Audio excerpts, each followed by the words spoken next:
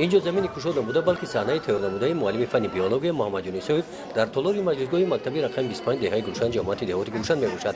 این صحنه با فستیوال سیر گل لاله پخشیده شده است. در تئور نمودن صحنه معلم از تجربه کاری خود استفاده نموده سوزنی های گوناگون سبزی طبیعی و این گلها رو استفاده نموده است. بخشیده با اومدن فصل بهار ما هر سال این چنین چورابی رو برگزار می‌گردونیم. این سال امسال چهارمین جشنی است که ما بخشیده باید گل‌ها چورابی می‌گذارونیم. سبب اساسی گذراندن ما از اون میباشد که ذوق خوانندگان نسبت به چنین چورابی‌ها زیاد است. در دل خوانندگان چنین یک چورابی که ما می‌گذارونیم نهایت در دل آنها جا گرفته شده است. بسیارتر به خواهش همین خوانندگان همین چورابی تهیه کرده می‌شود. فستیوال سیر گل لاله در قلمرو شهر و ناحیه‌های مملکت در فصل بهار در همه شهر و ناحیه‌ها می‌گذرد.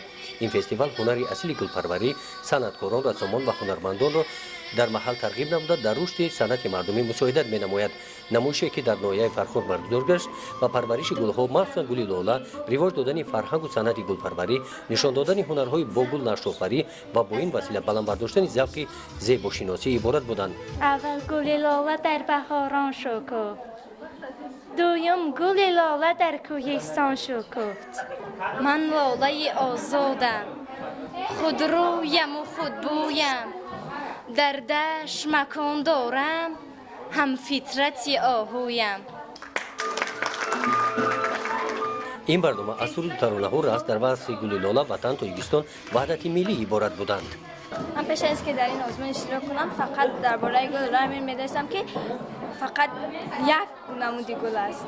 وقتی که در این آزمون اشتراک کردم فهمیدم که تنها در تاجیکستان 25 نمود گل لاله بوده است.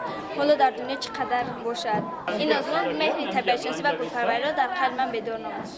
اشتراکچیان چورابینی نوسان جوانان هنر و مهارت و مناسبت خود را نزد تماشابینان زیاد نمایش دادند. با این چورابینی والدان هم آمدند. در تربیت زیباپرستی فرزندان آنها هم مسئول هستند.